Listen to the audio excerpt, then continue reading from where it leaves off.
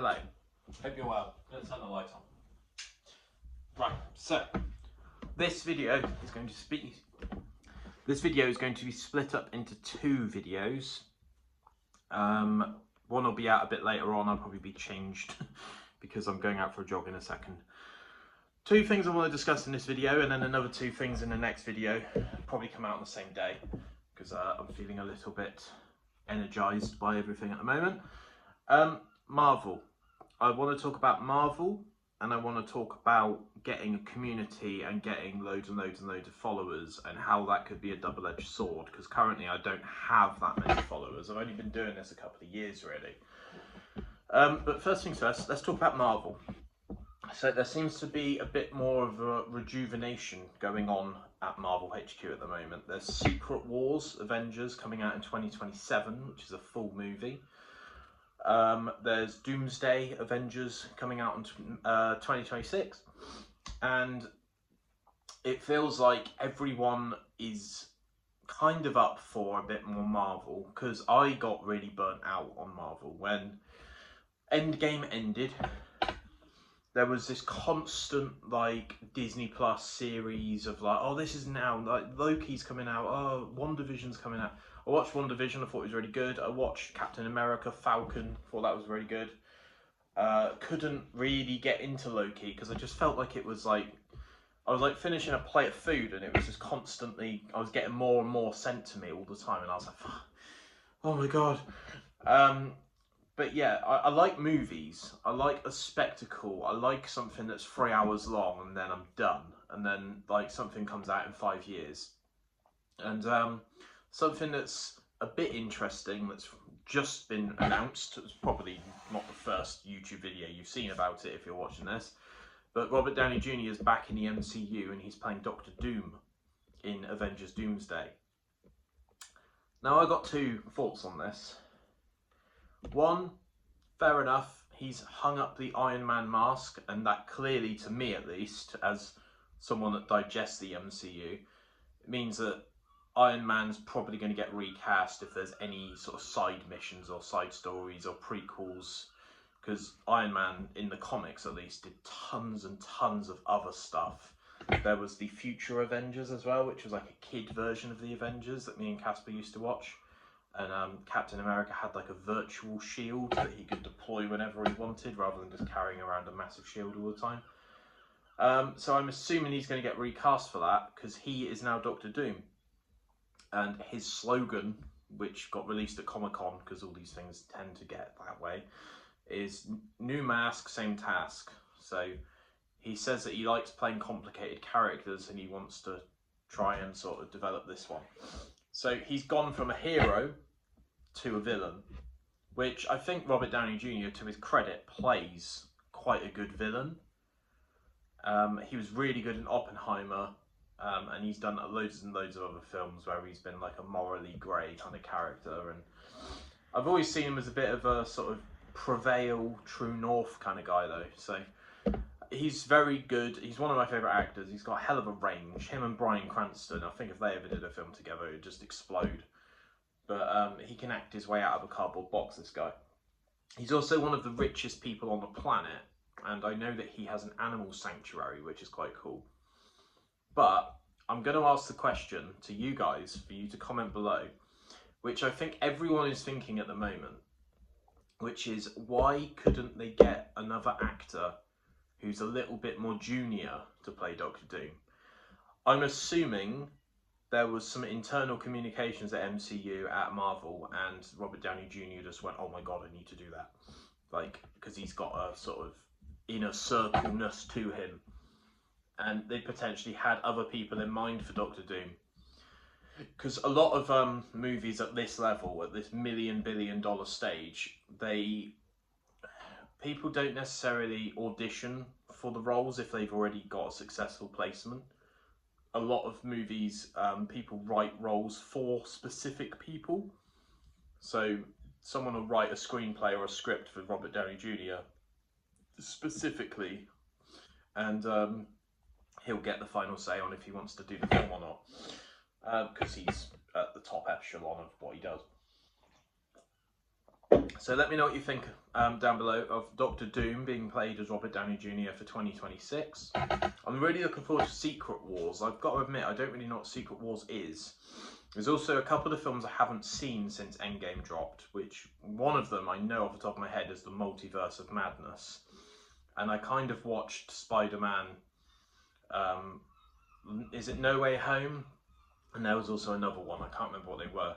I think No Way Home was the one with the 3 spiders, with Tobey Maguire and, what's his name? Garfield, can't remember his name, sorry mate. I'm sure you'll forgive me, and Tom Holland. And that was quite a cool sort of multiverse-ness thing. I don't think I've seen the Spider-Verse cartoons or animes. I think Casper's seen both of them. I might have to check with him on that. You got Miles Morales, all that sort of stuff. And it feels like everything's like expanding and growing and sort of naturally taking its sort of leaf on the tree of life and all that sort of stuff. But yeah, let me know what you think. I think personally they could have got someone else to do Doctor Doom. But if he's up for the challenge, then RDJ is just going to do it. I'd be really, really excited to see him go back on something like Joe Rogan and talk about that as well. Because apparently Joe Rogan has this inner circle as well where he gets to talk to people and I don't even get to find an email address. But there we go, that's life. Second thing I want to talk about, a bit independent to what I was initially talking about, but I'm watching a lot of creators at the moment on YouTube, like Colin and Samir, who are interviewers, they do podcasts and stuff. I watch a lot of Ludwig and a lot of Slat at the moment. And they seem to be able to put, and Jay Swingler as well, actually, from TGF Bro, I quite like him. And Romel Henry's just started his own podcast called Vocal Pickups, which is quite cool. But let me preface this by saying comparison is the thief of joy. I'm quite jealous of what they've achieved, and I'm quite jealous of the fact that they can put an Instagram story up and they'll get like 60 to 70 people respond to the story if they're like asking for help, or hey guys, really sorry to bother you, but my car's just broken down on the M5 in the UK, can someone come and help me? Obviously, you know, that's what breakdown covers for. You don't rely on your fans to bail you out all the time.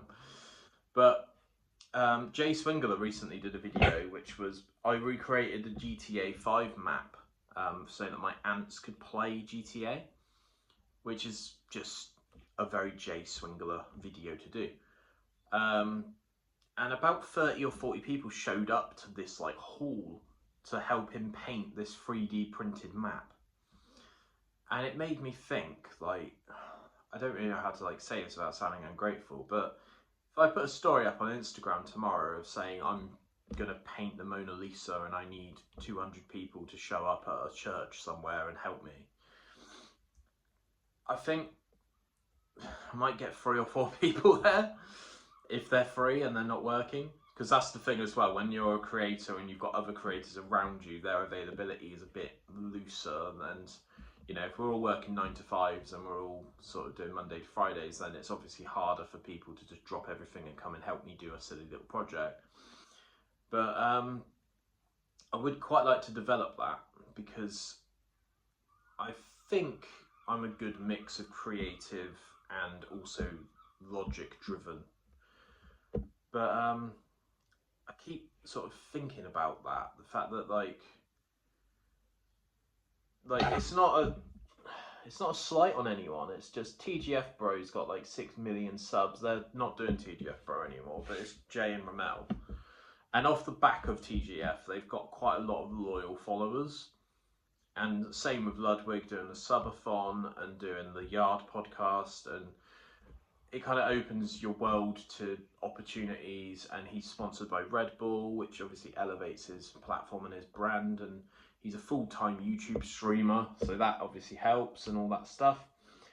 But I don't really know what the next step for that to happen in my life is, other than to just create content and hope that things hit, which I'm willing to do, you know, for a couple more years. But also on the sort of back end of that, on the darker scale, there's probably a bit of a nefarious sense of parasocialism here, where I don't necessarily want to know everything that my subscribers and my followers think, and I don't want them to know everything about me constantly. I don't consider myself an overly private person, as long as you're not hanging outside my house. But there's definitely a sense of supply and demand here, where I'm doing something and potentially no one cares. But if I keep doing trendy things, then naturally people come to the trend and they want to hear my opinions on things. So I don't know, I'm feeling a bit conflicted. There's been times in the past where I've put Instagram posts up saying like, what are you up to this weekend? And literally no one has responded, which is like, it's quite sad. Like, I don't like putting Instagram posts up at the best of times, but it feels like a missed opportunity. But I'm not gonna just keep going off and saying life owes me a blah blah blah. But I would like to get to a point where ABP had an active Discord and it had a,